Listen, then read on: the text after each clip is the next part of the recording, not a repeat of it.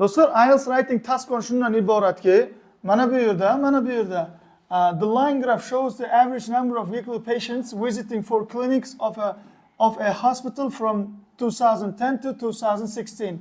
Qara, 7 yil davomida bitta kasalxonada joylashgan 4 ta klinikaga bemorlarning tashrif buyurish jarayoni do'stlar. Bu yerda mana bu sonlari mana tushunyapsizlarmi? Mana bu nima ekan bu do'stlar? O'sish kamayishi. Ne qaraymiz? Nima bo'lyapti bu yerda deb. Eng kattasi nima ekan? Boyagi tug'ilishgacha bo'lgan jarayon borki, chaqaloq tug'ilishga kelib o'zini tekshiradi, boyagiga tushadi, nima deydi?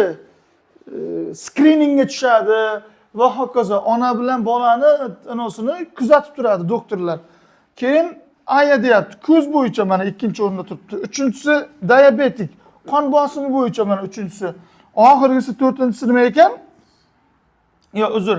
Diabetik mana bu nuqta. Oxirgisi mana bu do'stlar, mana. Chiziqcha, nuqta, chiziqcha mana. Bu nima ekan do'stlar? Dental, tish shifokoriga. 4 ta klinikaga bitta kasalxonada joylashgan ekan. Shu bemorlarning tashrif buyurilgan. Mana do'stlar, men birinchi essayimda shunday qilib boshladimki, mana a glance at the figure provide reveals the changes in average number of weekly. Bir haftada tashrif buyurgan o'rtacha hisobdagi bemorlarning 4 ta klinikaga kelishi deyapti. Nimada? 6 yildan uzoqroq vaqt mobaynida. Ular deyapti, o'sha sonlarga nima biriktirilgan. Ketdik. Bir haftada ekan do'stlar, ketdik. Birinchisi overall deymiz.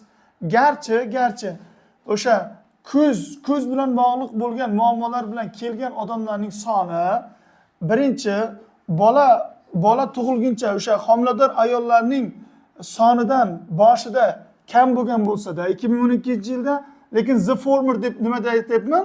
Aytilganlarning birinchisi. The latter nima degani? Aytilganlarning ikkinchisi. Qarang, the former deb men aya controlni ishlatmadim. Shuni yozmayapman mana. Agar siz the latter deb yozsangiz, aytilganlarning ikkinchisi mana buni nazarda tutgan bo'lardik. Birth controlda, tushunarlimi?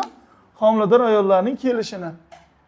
Ana 2016-yilda esa aytilganlarning birinchisi, ya'ni o'sha ko'z bo'yicha muammoli bemorlarning soni ikkinchisidan oshib ketibdi. Overtook degani oshib ketdi. Biroq indicator degan ko'rsatkich degani.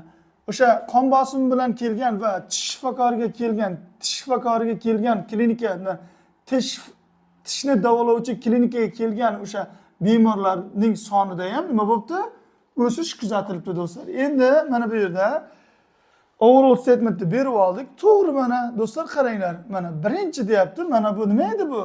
Bu nima edi bu? Mana o'sha homilador ayollarning soni mana bundan ko'pmi? Ko'p. 2010-yilda. Mana shu yilning oxiriga kelib deyapti. Mana bu aya boru, aya problem patients. Bu oshib ketdi deyapti. To'g'ri isbotlandi. Ikkalasining boshlanish nuqtasini qarang. Mana bu nima edi bu? Dental, to'g'rimi? 100 tadan boshlangan. Nechaga keldi? Taqriban 120 ga. Mana buchi 60 tadan boshlangan. Mana bu diabet. Nechaga borgan bu? Taqriban nima? 170 ga borgan. Ko'rlaymi? Ikkovda ham nima bo'libdi? O'sish kuzatilibdi do'stlar. Tushunarlimi?